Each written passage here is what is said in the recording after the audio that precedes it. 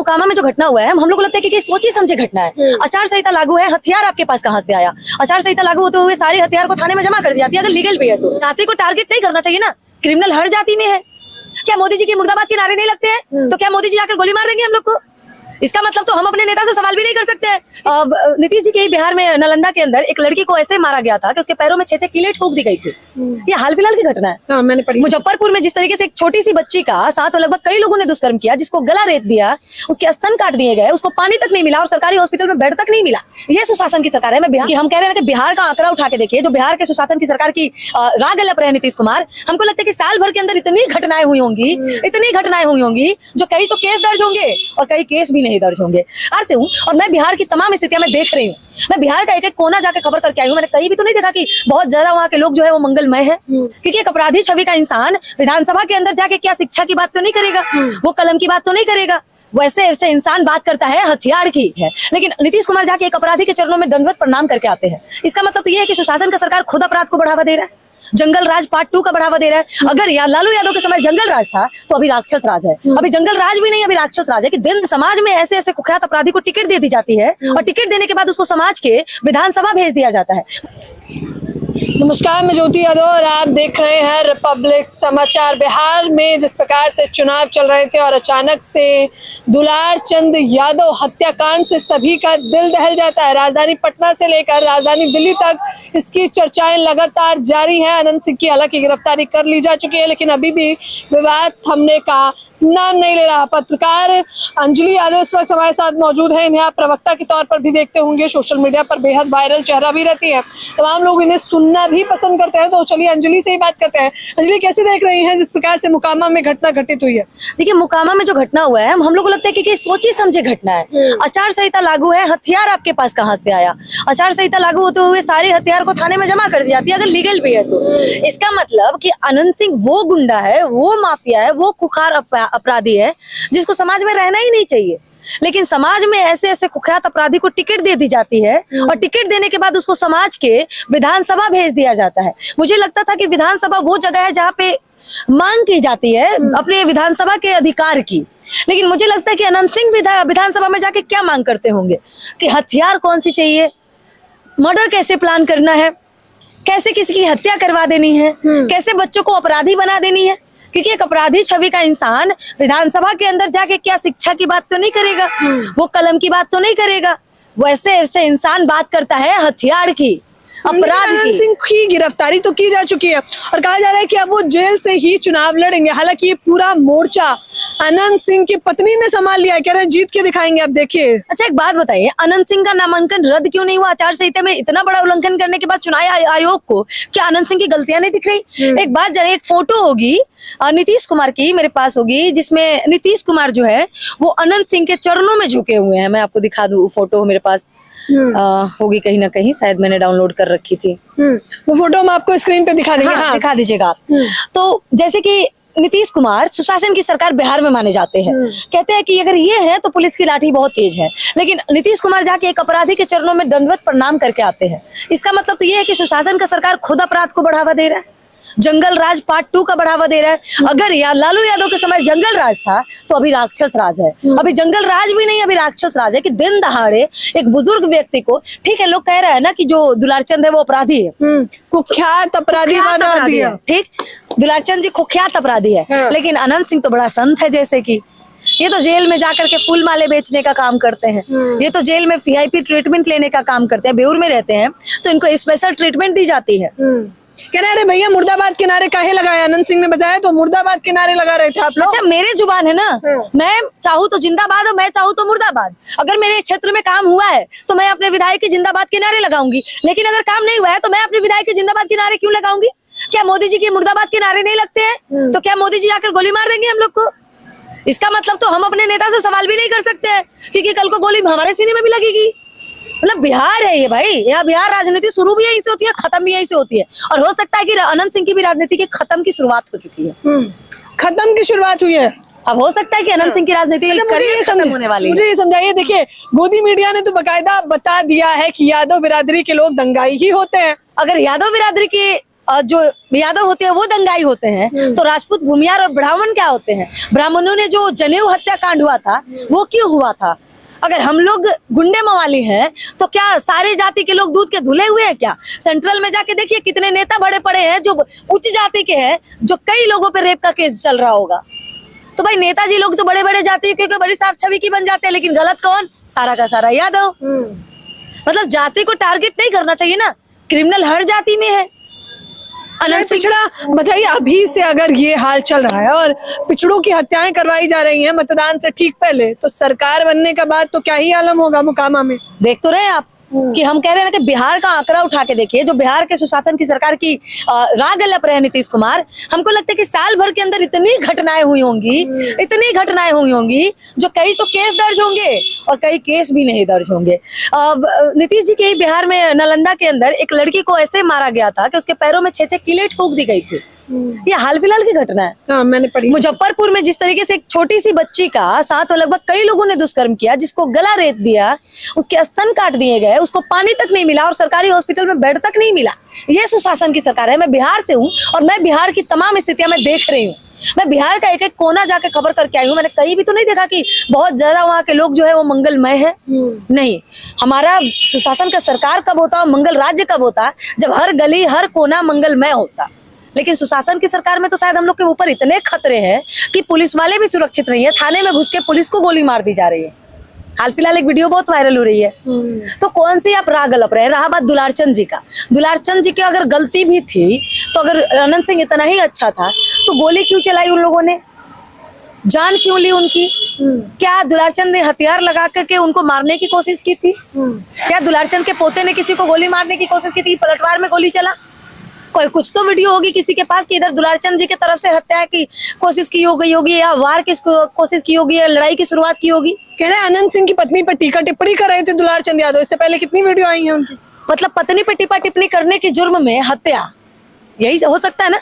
उसके लिए तो कानून नहीं बनी है। अनंत सिंह अगर इतने साफ छवि के धुले हुए थे तो काहे लाइव में आके कहते हैं हमारी बीवी तो खचरी है, कोई काम में नहीं करती है। अनंत सिंह तो खुदे बोले थे कैमरा में कि हमारी बीवी तो खचरी है, हमारी बीवी को तो हम यहाँ से उठा के लाए हैं। मैंने तो नहीं बोला, अनंत सिंह ने खुद बोला ये बात। अनंत सिंह अपनी बीवी को खचड़ी बोले तो बड़ा बढ़िया, लेकिन कोई और बोल दे कुछ तो उसके लिए उसकी हत्या करवा दे। नहीं, आप केस करते, लीगली लड़ते, बिल्कुल आप अनंत सिंह सही थे कि आपकी बीवी पे टिप्पणी नहीं होनी चाहिए, लेकिन उस चीज के लिए आप लड़ते कोर्ट जाकर, एक केस मार देते। दुलारचंद जी कोई बड़े नेता तो थे नहीं कि उनकी जेल नहीं होती, रातों रात पुलिस उठा कर ले जाती। नीतीश जी आपके गुलाम वैसे भी है। अब तो जेल जा चुके हैं ना, तसल्ली तो मिल गई होगी सभी को। जेल इसलिए लिए गए ताकि छवि नीतीश जी की खराब नहीं हो, क्योंकि आचार संहिता लागू थी और उस दौरान ये हमला हुआ था, इसीलिए अनंत सिंह की गिरफ्तारी की गई। हम लोग खुश तब होते जब अनंत सिंह का नामांकन भी रद्द कर दिया जाता। उस जैसे क्षेत्र में ऐसे ऐसे अपराधियों का जगह नहीं है। हम कहते कि किसी भी विधायक को अगर ऐसी छवि है, आपराधिक छवि है, तो उसको विधायक बनने का अधिकार नहीं है, क्योंकि वो अपने क्षेत्र में सिर्फ हथियार ही बांटेगा, कलम नहीं। और अभी के डेट में बिहार हो या कोई भी क्षेत्र, सबसे ज्यादा एजुकेशन की जरूरत है, हथियार की नहीं। अगर हर बच्चा हथियार ही उठा लेगा तो कलम कौन संभालेगा? वही वाली बात। मतलब पीएम मोदी आते हैं बिहार में और कहते हैं कि 2005 से पहले रंगरलिया मनाते थे तमाम लोग और जंगल राज को कायम करते थे, तो भैया चाहिए वो रंगरलिया वाला राज। कौन बोला है रंगरलिया उस समय मनाया जाता था? बताइएगा जरा। मोदी जी बोले हैं कि देखिए नीतीश बाबू ही ठीक किए हैं यहाँ जितना भी किया। अच्छा। कह रहे जिस क्षेत्र में मैं मौजूद हूँ उसी क्षेत्र में दिन दहाड़े गोलियां चल जाती थी, मौत के घाट उतार दिया जाता था। अब आपको मैंने एक उदाहरण दिया कि जो मोदी जी बोल रहे हैं ना कि रंगरलिया मनाई जाती थी, मोदी जी भी अपना समय में बड़ा रंगरलिया मना के छोड़े अपनी बीवी को। जो वो बात कर रहे हैं ना मोदी जी ने 7 साल के लिए नहीं 7 दिनों के लिए शायद रंगरलिया मनाया था अपनी बीवी के साथ, शादी की और उस व्यक्ति ने 7 दिन में अपनी बीवी को छोड़ दी। तब तो किसी ने सवाल नहीं किया कि मोदी जी ने अपनी बीवी को रंगरलिया मना के क्यों छोड़ दिया, या शादी ही क्यों की, किसी लड़की की जिंदगी ही क्यों बर्बाद की। उस बेचारी ने तो पूरी जीवन सुहागन होकर के भी विधवा वाली जीवन जी ली, वो रंगरलिया नहीं मनाए क्या? लेकिन अगर रंगरलिया की बात करें तो किस टाइप की रंगरलिया से बिहार को जोड़ रहे हैं? बिहार में उस समय हर कोई रंगरलिया मनाते चलता था, इसका मतलब तो अगर वो किस वेशभूषा में कह रहे हैं वो क्लियर करे आके। अब वो औरतों पर टिप्पणी करके रंगरलिया की बात कर रहे हैं या गुंडों की रंगरलिया की बात कर रहे हैं? तो गुंडे आज भी आजाद घूम रहे हैं, गुंडे तब भी आजाद घूम रहे हैं। अभी हाल फिलहाल जो बहुत बड़ा हॉस्पिटल है पारस जैसे हॉस्पिटल में घुसकर बंदूक कमर से निकालकर उसको गोली से भून दिया जाता है। हुए आईसीयू में घुस करके अपराधी को गोली मार के निकल जाया जा रहा है और बात किया जा रहा है मंगल राज की। तो भाई उतने बड़े हॉस्पिटल में सीसीटीवी कैमरा में जहाँ पे जाने के लिए भी एंट्री पास की जरूरत पड़ती है, वहाँ कुछ नहीं हुआ, चल रहा है। बताइए, वहाँ कुछ नहीं हो जाए तो अपन मंगल राज की अब चर्चाएं चारों तरफ की जा रही। अच्छा, इस पूरे मामले में लू फॉल्स कहाँ कहाँ आपको नजर आता है? हमको तो पूरी के पूरी एनडीए पार्टी में ही आता है लूफॉल नजर। अब बात कीजिएगा तो ना मोदी जी ढंग का काम कर रहा है, ना उनका कोई नेता ढंग का काम कर रहा है, और ना ही कोई भी नीतीश कुमार का नेता अच्छा काम कर रहा है। सिंपल बात, मोदी जी के नेता लोग जो है वो एक तरफ के पार्टी को कहते हैं कि टिप्पणी है, नचनिया है, ये है, वो है। जैसे खेसारी लाल को नचनिया निरहुआ बोल दिया और बोले ये तो मुल्ला है। तो निरहुआ जो है वो गोबर मुल्ला है, गोबर खाने वाले। जो बीवी को छोड़कर किसी और रखेल को रखते हैं वो दूसरे को यदुमुल्ला कहते हैं। अंजलि, शब्दों की मर्यादा शब्दों की मर्यादा तब होती जब एक नचनिया दूसरे यादव को नचनिया नहीं कहता, लेकिन वो यदुमुल्ला वो नचनिया। लेकिन ये क्या हो गया? जवाब है आपके पास। मैं शब्दों की मर्यादा रखूं, लेकिन जब निरहुआ अपने माइक पे बैठ के बोलते हैं उधर फोन करके कि या माइक पे कहते हैं कि खेसारी लाल नचनिया है, यदुमुल्ला है, वो शोभा देता है क्या? शर्मनाक है जाहिर तौर पर, उसको लेकर भी। तो वो अगर शर्मनाक है तो मैंने कैसे गलत बोल दिया? अगर निरहुआ एक सांसद होकर ये शब्द बोल सकते हैं तो मैं एक नॉर्मल बिहार के नागरिक होने के नाते ये शब्द बोल सकती हूँ। लेकिन खेसारी ने तो स्वीकार भी कर लिया कि हाँ भैया हमको कोई आपत्ति नहीं है, जाइए जो कर। पूछूं, अगर खेसारी लाल यादव नचनिया है तो पवन सिंह कौन है? मनोज तिवारी कौन है? रवि किशन कौन है? बीजेपी के स्टार प्रचारक हैं। रनावत कौन है? स्टार प्रचारक है। कंगना रनावत कौन है जो आधे कपड़े में नाचने का काम करती है? स्मृति ईरानी कौन है? हमें लगता है कि पूरी की पूरी नचनियों से भाजपा बड़ी पड़ी है, लेकिन एक नचनिया अगर राजद ज्वाइन कर लिया तो बड़ी दिक्कत हो गई। लेकिन दिक्कत मुझे राजद से भी है। जिस तरीके से तेजस्वी यादव दुलारचंद यादव जी के घर जाना जरूरी नहीं समझे, तो हम क्यों तेजस्वी यादव को बहुत ज्यादा मान दे? अगर तेजस्वी यादव हम यादवों के लिए नहीं लड़ेंगे तो हम क्यों तेजस्वी यादव का साथ दें? हमें अपने नेता से ये शिकायत है कि आपने वहां पे जाकर अपनी लड़ाई क्यों नहीं लड़ी? हम यादवों के लिए आपने वो लड़ाई क्यों नहीं लड़ी? आपके पास हमसे कई ज्यादा पावर है। आप चाहते तो दुलारचंद जी को एक दिन के अंदर न्याय मिलता, आपने क्यों नहीं किया? अच्छा, यादव समाज से मैं लगातार बिहार में बात भी कर रही हूँ। अच्छा, आप क्या देख रही हैं? आपका क्या समीकरण कुछ कह रहा है? दुलारचंद यादव की जिस प्रकार से हत्या करवाई गई है, कितना असर डालेगा ये चुनाव में? बिल्कुल असर होगा मुकामा में। इसका असर शायद अनंत सिंह को हार के भी चुकानी पड़ सकती है, क्योंकि इतना बड़ा दंगा चुनाव के अंदर कोई एक व्यक्ति करवा सकता है, तो जब चुनाव नहीं होगा तो कितने हत्याएं होंगे मुकामा के अंदर? जवाब है इसका किसी के पास? हमें नहीं लगता, हमारे पास तो जवाब नहीं है। जो एक हत्या आचार संहिता लागू होने के बाद पुलिस के सामने इतनी बड़ी मर्डर का मतलब क्या कहते हैं, इतनी बड़ी मर्डर को करवा सकता है, तो फिर चुनाव नहीं रहेगा तो कितने मर्डर करवा सकता है अनंत सिंह? अच्छा, अभी अनंत सिंह को देखकर भी नहीं लग रहा कि वो डरे हुए हैं, सहमे हुए हैं? क्या कुछ लग रहा है? क्या नौटंकी चल रही है? डरेंगे?